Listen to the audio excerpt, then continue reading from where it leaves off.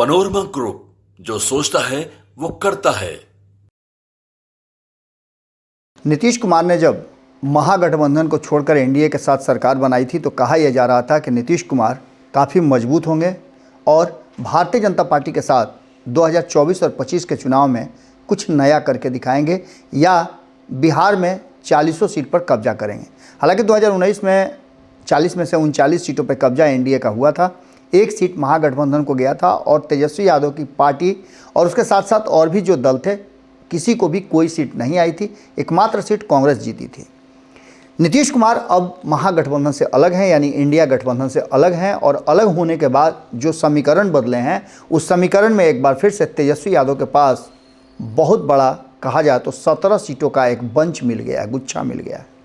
इसको लेकर के तेजस्वी यादव पूरी तरह से अब स्ट्रेटजी बनाना शुरू कर चुके हैं और जो सर्वे रिपोर्ट आ रहे हैं नीतीश कुमार के एनडीए में जाने के बाद से, उसको लेकर के भी वो काफ़ी आशान्वित है। एक तरफ नीतीश कुमार को लेकर के पहले से ही नाराज़गी महागठबंधन और आईएनडीआईए गठबंधन के लोगों में तो थी, साथ ही एमवाई समीकरण को भी नीतीश कुमार पर भरोसा नहीं था। इस बात को लेकर के ही नीतीश कुमार को कोई बड़ा, जो कहा जाता है कि पद या जिम्मेवारी नहीं दी गई। हालांकि इसको लेकर के अंत में फैसला होना शुरू हो चुका था, लेकिन इन सब बातों के साथ साथ अब जो वर्तमान परिस्थिति बदली है और पिछले 28 तारीख के बाद बिहार की राजनीति में जो बदलाव हुआ है उसका एक नज़ारा 12 तारीख को देखने को मिला कि विपक्ष पूरी तरह से निश्चिंत था, सत्ता को मात देने की कोशिश कर रहा था, वहीं दूसरी तरफ बेचैनी सत्ता पक्ष में थी। सत्ता पक्ष के पास 128 विधायकों का समर्थन प्राप्त था, उसके बावजूद भी ये बेचैनी बता रही थी कि कहीं ना कहीं सरकार बना करके नीतीश कुमार और भारतीय जनता पार्टी सरकार में आकर के नीतीश कुमार के साथ कहीं ना कहीं एक बड़ा झटका और धोखा खा चुकी है। अब इस बात को आप ऐसे भी समझ सकते हैं कि नीतीश कुमार को लेकर के भारतीय जनता पार्टी अब बहुत कुछ सोच नहीं रही है। भारतीय जनता पार्टी अपने बूते नीतीश कुमार के उन 43-44 विधायकों को लेकर के अपनी सरकार को चलाने के लिए तैयारी शुरू कर रही है। ये सरकार भले ही नीतीश कुमार का है, लेकिन इसमें बहुत सारी बातें आने वाले समय में बदलेंगी।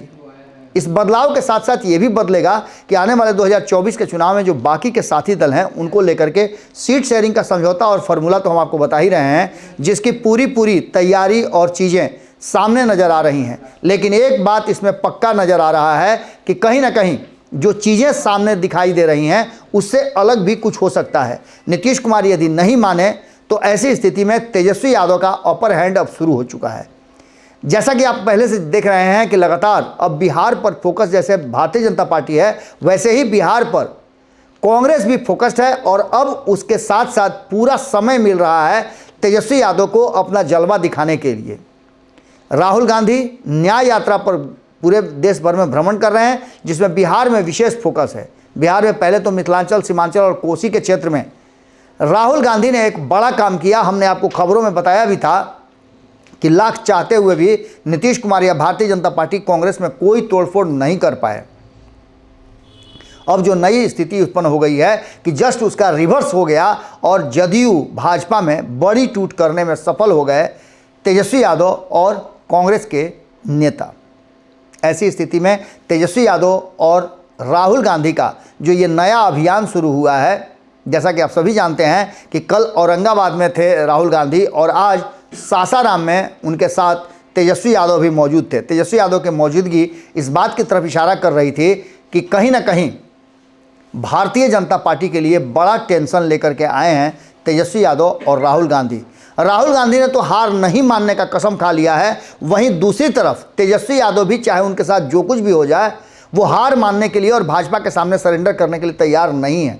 ऐसी स्थिति में उनका जो एमवाई समीकरण है वो टूट के कगार पर रहते हुए भी इतना ज़रूर सपोर्ट कर रहा है जिससे कि वो आने वाले समय में भारतीय जनता पार्टी के लिए भारी टेंशन खड़ा कर सकें।